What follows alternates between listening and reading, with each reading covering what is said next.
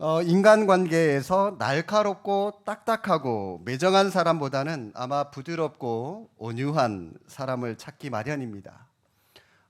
같은 재능을 가지고 있고 또 같은 기술, 같은 능력을 가진 사람들이 여러 명 있다면 이왕이면 그 중에서 온유한 마음을 가진 사람, 그 사람과 함께 일하고 싶어 하는 것이 인지상정이죠. 그래서 오늘 이 온유가 어떤 뜻이며 또 누가 그 온유를 본보기로 실천했는가 한번 좀 살펴보고자 하고요. 아울러 온유한 사람이 되려면 어떻게 해야 할까 한번 고민을 해보도록 하겠습니다. 그 전에 여러분 성령의 9가지 열매 순서로 자 이제 마스크도 벗으셨겠다. 제가 이 모양 잘 보겠습니다. 헤매나 안 헤매나 한번 순서대로 자 처음 사랑부터 한번 쭉 한번 읊어 보실까요? 시작.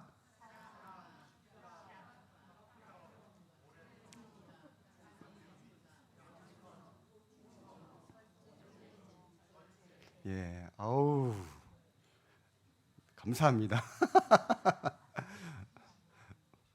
아우 예, 감사합니다. 자, 제일 중요한 거는 뭐니 해도 사랑이죠, 그죠? 예, 사랑이 있으면 웃음이 있어요. 그러니까 희락은 저절로 따라옵니다. 희락이 있으면 싸울 일이 없어요. 화평도 저절로 따라와요. 그런데 화평까지만 있으면 참 좋은데 안 화평한 사람이 있어요. 그러면은 그 인간을 참아야 돼요. 그래서 오래 참음이 따라옵니다. 그리고 자비가 필요하고 그 사람에게 그죠? 자비 그리고 양선, 온유 뭐가 빠졌죠? 예, 예. 온유, 절제 뭐 이런 것들이 쭉 있는데 예, 저도 헷갈려요 갑자기 이렇게 설명하니까. 네. 자, 온유라고 하는 말은 한자로 따뜻할 온, 부드러울 유. 그래서 이 따뜻하고 부드러운 마음 이게 바로 온유라고 하는 겁니다. 그런데 여러분 오해하지 마십시오. 온유하다라고 해서 결코 그 사람이 약하거나 무른 것을 말하는 것이 아닙니다. 또 그 사람이 바보 같아서 실력이 없어서 그 사람이 부드러운 그런 사람을 의미하는 게 아니에요. 온유라고 하는 것은 충분히 그 사람이 힘을 가지고 있는데도 불구하고 그 힘을 자기 마음대로 마음껏 발휘하는 것이 아니라 그 힘을 절제하는 데서 뿜어나오는 품성을 말하는 겁니다. 바로 이게 하나님의 품성이죠. 그 대표적인 품성을 가지고 계신 분이 바로 우리 예수님, 온유하신 분. 그래서 오늘 본문 29절에 한번 보십시오. 예수님이 뭐라고 말씀하십니까? 나는 마음이 온유하고 겸손하니 나의 멍에를 메고 내게 배워라. 여러분, 우리 예수님은 하나님이시기 때문에 신이시기 때문에 하늘 보좌에 앉으셔서 모든 만물들의 다 영광을 받으실 만한 충분히 그럴 자격, 그런 영광, 그런 권세를 가지고 계신 분이십니다. 그러나 우리 예수님은 그 모든 영광과 권세를 다 내려놓으시고 사람이 되셨어요. 사람이 되셨어요. 이게 바로 우리 예수님의 온유하심이죠. 신으로서 많은 권능과 권세와 영광을 다 가지고 계심에도 불구하고 그거를 내려놓으시고 절제하시고 사람이 되셨다니까요. 하나님이 이처럼 낮아지시고 온유해지셨기 때문에 우리가 하나님 앞으로 감히 하나님 앞으로 나아갈 수 있게 되었다라고 하는 겁니다. 바로 예수님의 온유하신 성품 때문에 이런 일들이 가능할 수 있었다는 겁니다. 주님의 온유한 사랑은 이 간음하는 현장에서 끌려온 여인에 대한 사랑으로 잘 드러나고 있습니다. 간음 중에 잡힌 한 여인을 서기관들과 바리새인들이 데리고 왔습니다. 그리고 이들은 예수님에게 나와서 예수님, 모세의 율법에는 이런 간음한 사람 돌로 쳐 죽여라고 했는데 예수님 어떻게 하면 좋을까요? 하고 예수님을 공경에 몰아넣습니다. 만약 예수님께서 돌로 쳐라, 율법대로 돌로 쳐라 그러면 예수님의 가르침에 위배되는 거잖아요. 예수님께서 지금까지 사랑해라, 내 원수 사랑해라, 모두 사랑해라, 사랑을 그렇게 말씀해 놓고 돌로 쳐 죽여라. 그러면 예수님의 자신의 가르침과 위배되는 것이고 또 반대로 살려줘라, 그냥 살려줘라 그러면 모세의 율법에 하나님의 말씀에 어긋나는 일이기 때문에 이 예수님의 입장에서는 진퇴양난입니다. 이러지도 못하고 저러지도 못하고. 더더군다나 여러분, 이 모습 속에서 온유함을 잃어버린 당시 시대적인 상황을 우리가 볼 수가 있죠. 그러나 잠시 주님은 몸을 굽혀서 손가락으로 땅에 무언가를 연신 기록하셨습니다. 뭘 적었는지는 몰라요. 모릅니다. 계속해서 그 사람들이 재촉합니다. 그러자 예수님은 그제서야 허리를 펴고 그들에게 이렇게 말씀하시죠. 너희 중에 죄 없는 자가 먼저 돌로 쳐라. 먼저 돌로 쳐라. 그러자 사람들이 양심의 가책을 받아서 나이가 많은 어른부터 나이가 적은 젊은 사람들 순으로 그 자리에서 차츰차츰 물러가고 나중에 예수님과 그 여인만 남게 되죠. 그때 예수님께서 이렇게 말씀하시죠. 나도 너를 정죄하지 아니하노니 가서 다시는 죄를 범하지 말라라고 말씀하시고 그 여인을 돌려보냅니다. 물론 여러분, 여자가 간음한 것 분명히 잘못이죠. 율법을 어겼습니다. 그러나 예수님은 여자를 정죄하는 대신 온유한 마음으로 그 여인을 용서해 주셨습니다. 예수님께서 왜 그러셨을까요? 뭐니 해도요, 오늘 이 장면 그대로 묘사되는 것처럼 아무도 하나님 앞에서 이 죄 앞에서 의로운 자가 없기 때문입니다. 이 여인은, 끌려온 이 여인은 죄가 드러난 죄인이고 그 자리에 돌을 들고 서 있었던 다른 사람들은 죄가 드러나지 않은 죄인일 뿐이에요. 여러분, 우리도 마찬가지입니다. 지금 감옥 안에 갇혀 있는 사람들은 죄가 드러나서 갇혀 있는 거고 우리는 죄가 다른 사람들한테 안 들켜서 지금 이렇게 우리가 앉아 있는 거지 그 사람이나 우리들이나 별반 차이 없다는 겁니다. 또 이 여자의 죄는 상대적으로 무거운 죄였지만 다른 사람들 또한 그에 못지않은 죄인들로 하나님의 심판을 피할 수 없기 때문입니다. 우리의 사랑이 온유할 수밖에 없는 이유는 이처럼 우리 모두가 다 동병상련의 입장에 있기 때문입니다. 지금 여러분, 이 죄라고 하는 암에 걸려서 어쩌면 이 세상이 암병동이라고 할 수 있는데 여기에서 서로 그냥 앞서거니 뒤서거니 하면서 죽어가는 인생인데 이 죄 때문에 죽어가는데 여러분, 누가 누구를 정죄하겠습니까? 다 우리가 영적인 시한부 인생을 살아가는데 다 이 죄로 인하여 시한부 인생을 살아가는데 누가 잘났고 누가 못났고 서로가 어떻게 정죄를 하면서 살아가겠습니까? 그냥 불쌍히 여기는 일밖에 없다는 거죠. 사실 여러분, 사람을 바꾸는 거는 딱딱한 매가 아니라 온유함으로 사람을 많이 바꾸는 것 같아요. 온유한 사랑이 그 사람을 변화시키는 모습을 저는 목회하면서 많이 목격하게 됩니다. 매는 사실 사람으로 하여금 타율적인 존재가 되게 하는 겁니다. 두려우니까, 매 맞기 싫으니까 일단 한번 피하자, 그 심리만을 유발할 뿐이에요.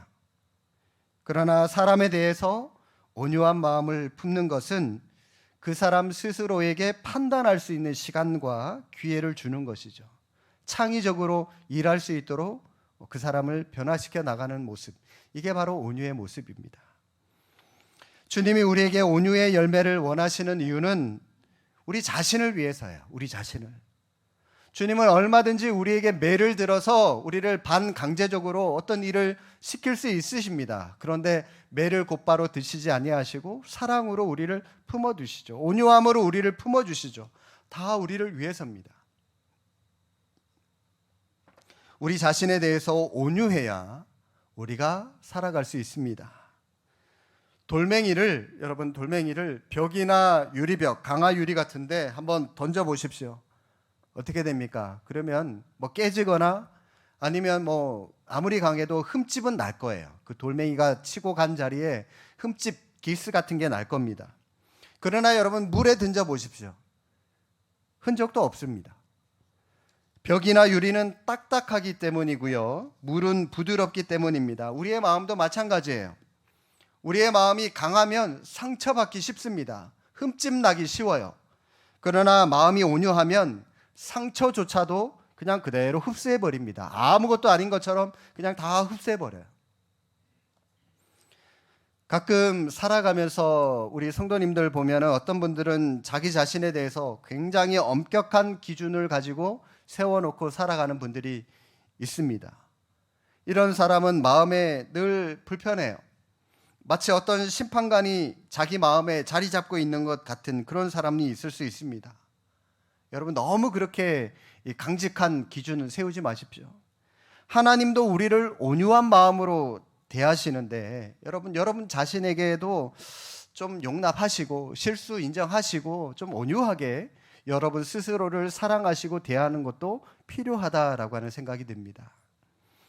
우리 자신을 지키고 보호하기 위해서라도 우리는 우리의 마음밭을 좀 부드럽게 만들어갈 필요가 있는 것 같습니다.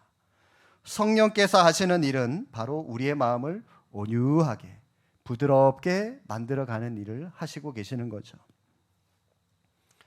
이 강가를 가시면, 백사장이나 강가를 가시면 굉장히 고운 동글동글한 조약돌들이 있습니다.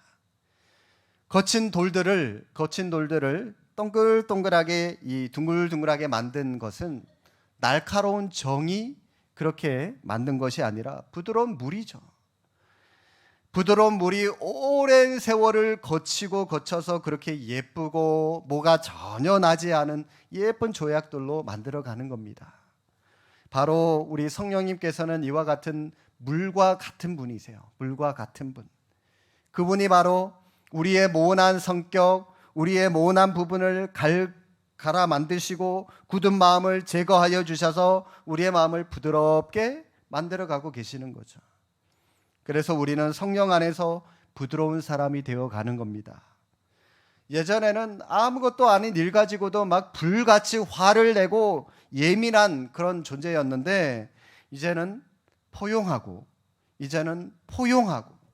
또 온유하고 그런 사람이 되어가는 것, 바로 성령의 사람은 그런 사람들로 변화될 수 있는 겁니다. 하나님이 크게 쓰신 여러분 모세를 한번 보실까요? 모세도 우리가 가지고 있는 인간의 연약함과 약점을 똑같이 다 가지고 있었던 사람입니다. 그럼에도 불구하고 하나님이 모세를 쓰셨던 이유는 바로 이 온유라고 하는 성품 때문이었어요. 민수기 12장에 보면은 모세가 구스 여인을 데려다가 취합니다. 이 구스, 현재 에티오피아를 가리키는 말인데요. 그러니까 아론과 또 형인 아론과 또 누이인 미리암이 와서 막 반대하면서 모세를 비난하기 시작하죠. 어떻게 이방 여인을 데려다가, 그것도 이 에티오피아 그러면은 이 아프리카 쪽이잖아요. 이 피부색이 금은 여자를 데리고 살아갈 수가 있냐? 그러면서 집안 망신이라고 얘기하면서 이 모세를 비난했을지도 모르겠습니다. 그럼에도 불구하고 모세가 참아요. 그러거나 말거나 모세가 그래도 참습니다. 또 비난해요. 또 참습니다. 나중에는 이 사람들이 너만 선지자냐? 우리도 하나님의 말씀을 받는 선지자다라고 하면서 비난합니다. 그래도 모세는 참습니다. 모세가 참고 참았는데 결국 누가 못 참습니까? 하나님이 못 참으세요. 하나님이 등장하셔서 진노하십니다. 그리고 미리암이 문둥병에 걸리게 되죠. 그리고 하나님은 모세에게 대하여 이런 평가의 말씀을 하십니다. 민수기 12장 3절에 이 사람 모세는 온유함이 지면의 모든 사람보다 더하더라. 모든 사람보다 모세가 온유하다라고 하나님께서 그의 온유함을 칭찬하고 계십니다. 다윗도 한번 볼까요, 여러분? 다윗은 사울 왕에게 말도 되지 않는 온갖 핍박과 온갖 살해 위협을 다 받았던 사람입니다. 사울을 죽일 수 있는 기회가 2번이나 있었음에도 불구하고 다윗은 사울 왕의 그냥 옷자락만 쓱 베어가고 물병만 그냥 훔쳐가면서 그냥 그 정도로 참아요. 죽이지 않습니다.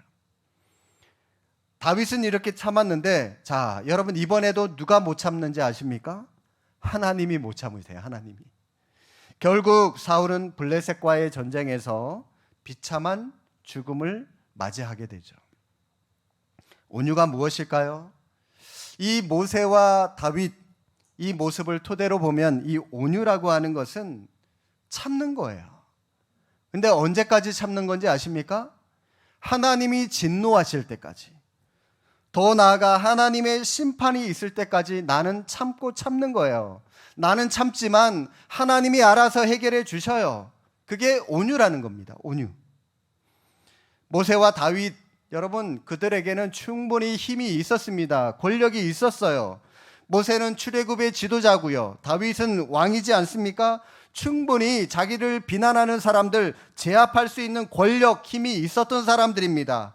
그러나 이 사람들은 그 힘을 가지고 자기 멋대로 사용하지 않았습니다. 통제를 했죠. 절제를 했습니다. 아무리 힘이 있다고 할지라도 하나님이 움직이실 때까지 자기들은 움직이지 않았습니다. 이게 온유입니다. 그래서 온유한 사람은 자기의 힘을 통제할 수 있는 사람이에요. 힘이 있더라도 그 힘을 자기의 이익을 위해서 함부로 사용하지 않습니다.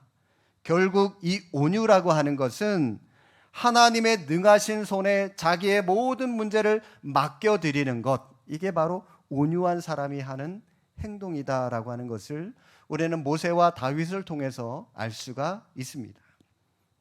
반면에 여러분, 통제하지 못했던, 온유하지 못했던 사람을 들라면 대표적으로 여러분 누가 떠오르십니까? 저는 삼손이 떠오르더라고요. 삼손.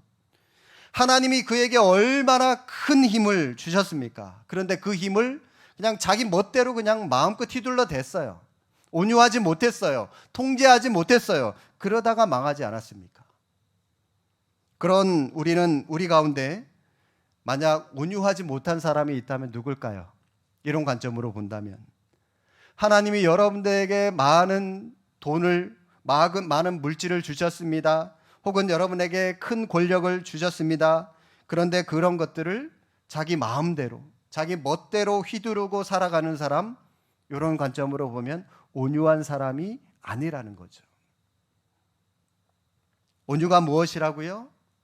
힘은 갖고 있지만, 권세도 능력도 충분히 가지고 있지만, 상대방을 제압할 권력도 가지고 있지만 그 힘을 자기 마음대로 쓰지 않고 하나님의 뜻과 하나님의 때를 기다리면서 자기 자신을 통제하고 조절하는 것, 이게 바로 온유라고 하는 겁니다. 온유.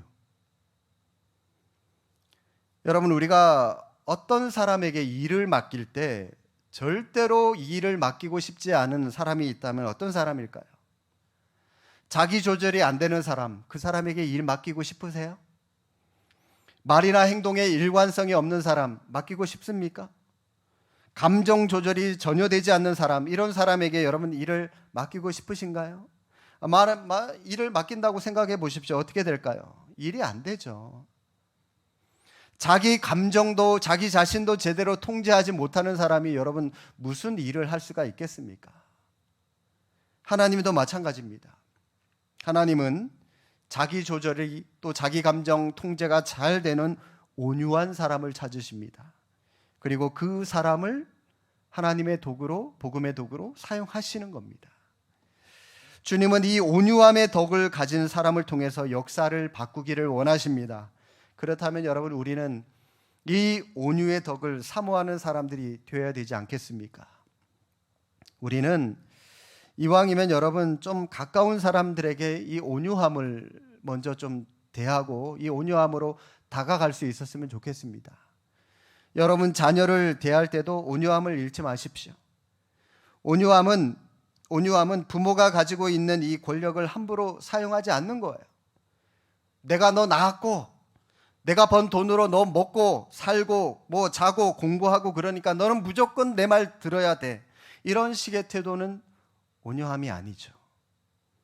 만약 이렇게 자녀들을 대하면 자녀의 입장에서는 내가 지금 힘이 없어서 당해주는 거니까 나중에 내가 돈 많이 벌어서 한번 보십시다. 여러분, 이렇게 반항심밖에 생길 수밖에 없거든요. 부당하게 느낄 수밖에 없거든요. 그래서 부모는 항상 말을 하거나 행동을 할 때 자녀의 키높이에서, 자녀의 입장에서 한 번쯤 생각해보고 말하는 것이 필요하지 않나라고 하는 생각이 듭니다. 그러면 자기 말도 부모에게 수용이 되고 있다는 그런 느낌을 받을 수가 있을 겁니다. 이 온유함은 부부간에도 마찬가지예요. 부부간의 온유는 상대방이라고 하는 존재를 그대로 받아들이는 겁니다. 배우자가 뭐가 낫건 또 자기 생각과 맞지 않건 여러분 일단 그대로 받아주십시오. 받아주십시오. 왜요? 배우자니까. 내가 내 배우자의 편을 안 들어주면 누가 들어주겠습니까? 그렇죠? 일단은 편 들어주고 그리고 조언해주고 충고해주고 이런 모습이 우리에게 필요합니다.